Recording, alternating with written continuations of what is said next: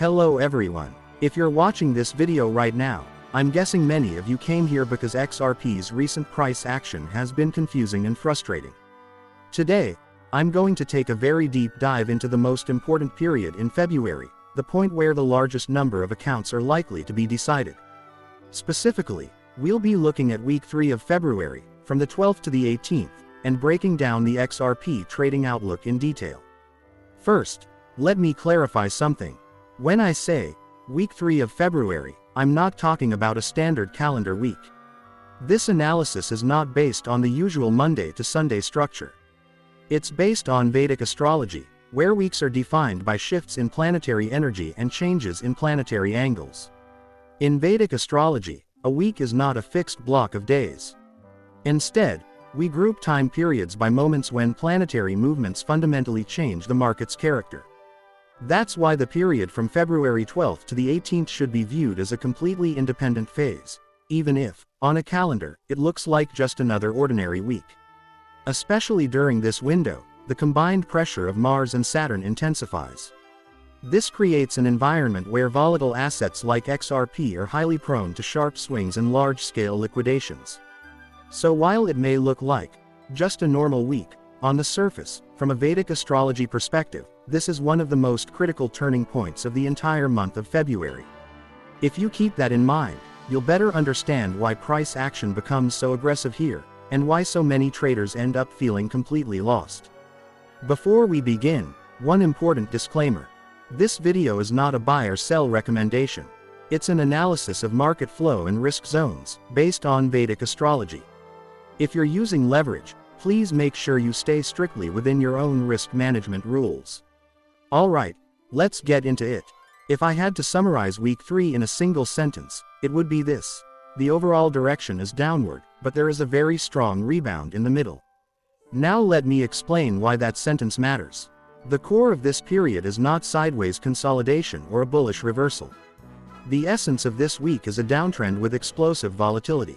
From a Vedic astrology standpoint, Mars is not pushing price upward, it's acting to break support levels. Saturn, at the same time, suppresses momentum whenever price tries to rise.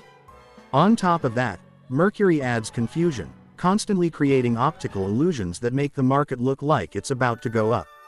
So the typical pattern during this period looks like this: price appears to be rising. Traders enter long positions, then a key support level collapses. Only after a major flush does a rebound occur. In other words, this is a market where long positions become the fuel for the drop. Now let's go through the dates one by one. February 12th. This day may appear very calm. Candles are small, volatility shrinks, and many people start thinking, maybe things are finally stabilizing. But this is not stability. This is energy compression before a drop. The sideways movement on the 12th is not a bottom, it's preparation for the next move. So instead of aggressively opening new positions, the best strategy on this day is to review existing positions and reduce leverage. February 13th. This is the most important, and the most dangerous, day of the entire week. Here, direction is no longer ambiguous. The bias is clearly downward. Even without major news, a sharp drop can occur. Support breaks and cascading long liquidations are highly likely. The most dangerous trap on this day is the early minor bounce. That bounce is not a bullish signal, it's often a fake move designed to attract more longs. Because of that, long positions are extremely unfavorable on the 13th, while short positions are relatively more advantageous. That said, the goal on this day is not to maximize profit. The priority is protecting your account. February 14 to 15. This is the period that confuses most people. After the sharp drop on the 13th, a rebound is almost inevitable. And when traders see that rebound, they start thinking, was the 13th the bottom? This time feels different, but this rebound is not a trend reversal. It's a counter-trend bounce within a downtrend.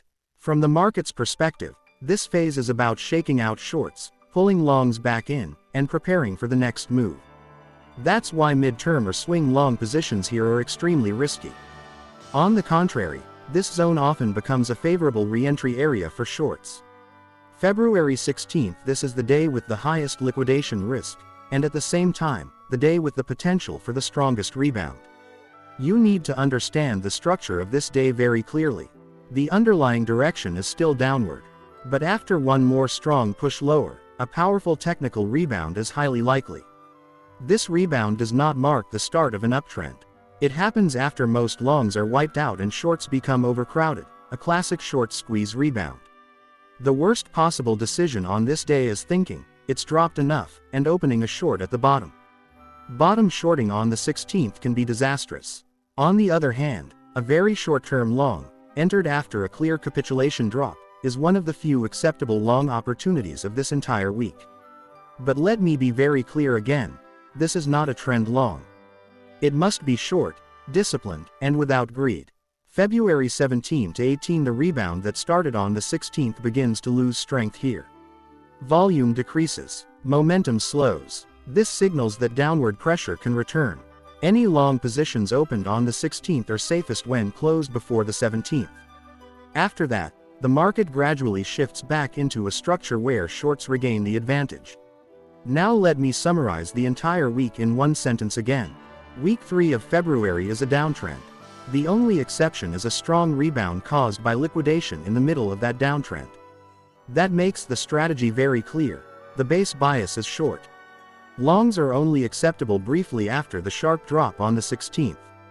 Then the structure shifts back toward shorts again. This week is not about luck. It's about discipline and execution. If you rush, you get wiped out. If you wait, opportunities come to you. If this video helped you, please consider subscribing and liking, it really supports the channel. In the next video, I'll break down the most dangerous time windows within this week and the most favorable entry timings in a much more practical way. Thank you for watching. Please don't overextend yourselves, and above all, protect your account first.